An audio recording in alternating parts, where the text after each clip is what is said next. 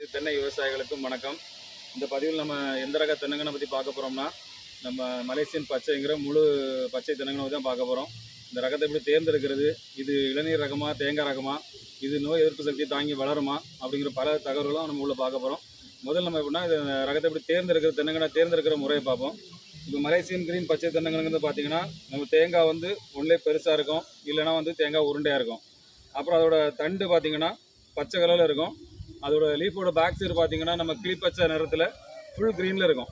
இது நீங்கள் வேறு தென்னங்கனில் பார்த்தாலும் உங்களுக்கு வந்து தண்டு பச்சையாக இருக்கும், ஆனால் லீஃபில் பின்னாடி வந்து பச்சை கலர் இருக்காது. இதுதான் நம்ம தேர்வு செய்கிற கரெக்டான முறை. அதுக்கப்புறம் இது வந்து இளநீர் ரகமாக தேங்காய் ரகமானு பார்த்தீங்கன்னா, நீங்கள் உங்களுக்கு இளநீருக்கும் நல்லா யூஸ் ஆகும், தேங்காய்க்கும் யூஸ் ஆகும். ஏன்னு கேட்டிங்கன்னா, தேங்காய் வந்து உங்களுக்கு பார்த்தீங்கன்னா 600 கிராம்லேருந்து 800 கிராம் வரைக்கும் எடை அடிக்கும்.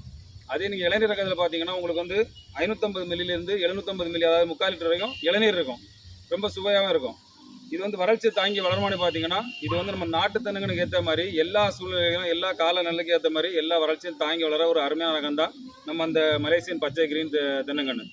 உங்களுக்கு மேலும் பல தகவல்கள் உங்களுக்கு வேண்டாம், மேலும் நமக்கு இந்த மலேசியன் ரக பச்சை தென்னங்கனை பற்றின முழு தகவல் தெரியும்னா நம்ம கீழே கான்டாக்ட் நம்பர் கொடுத்துருக்கோம், நம்ம நர்சரியோட முழு அட்ரஸ் போட்டிருக்கோம். கான்டாக்ட் பண்ணுங்கள். தென்னங்கனை தேவைப்படுவோம், கான்டாக்ட் பண்ணுங்கள். நன்றி, வணக்கம்.